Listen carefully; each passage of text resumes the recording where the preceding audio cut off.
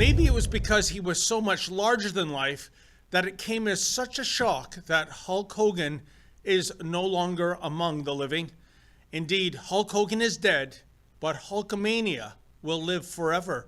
For those who were around in the 1980s, it was quite something to see when professional wrestling leaped from the ring and right into the mainstream pop culture biosphere. The visionary behind this was promoter Vince McMahon, and the poster child for this incredible evolution of pro wrestling was Hulk Hogan, who rapidly became one of the most recognizable faces in the entire world. Much will be said and written about Hulk Hogan in the days ahead, a real-life cartoon character who never wore a tank top that he didn't shred to pieces, someone who ended almost every sentence with, "Brother." We've been hanging and banging, brother. The man behind the character was Terry Bollea, and like all great men and all great women, Bollea was a flawed individual. He would encounter his share of scandals in his later career after Hulkamania had passed its peak. Now, it used to be we gave second chances for those who erred, but that was then and this is now. Thanks to the woke loony left and its obsession with cancel culture, we now tear down statues of those who have fallen out of favor. In this regard, Hulk Hogan was removed from the WWE Hall of Fame after a tape emerged with him spewing racial slurs. But really, how crazy was that?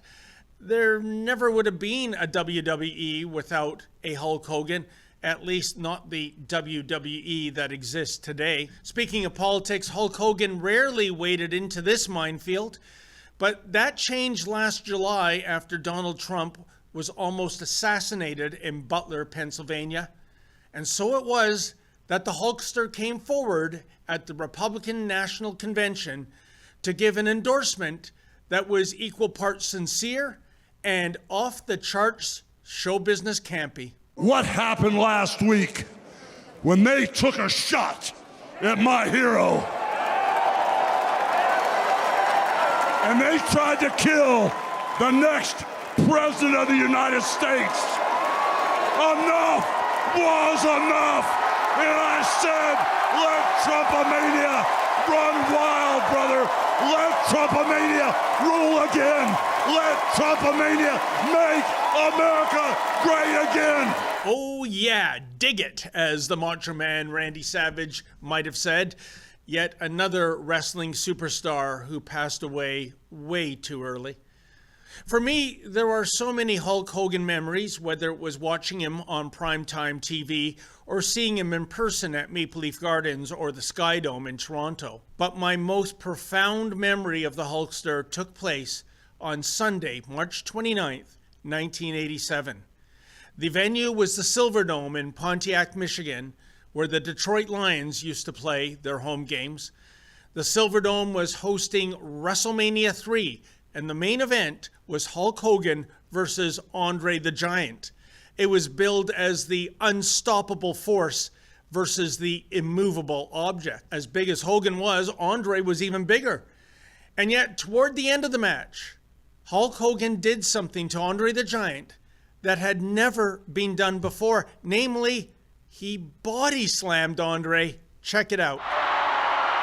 He's hulking up, Jess. I don't know if he's got enough left in him. That adrenaline can do wonders. We're seeing what this guy is really made of. Why he is the greatest professional athlete in the world today. Look at this. He's slammed it. I don't believe it. I don't believe it. Oh, dropping a big leg. Over for the cover. He got it. Unbelievable.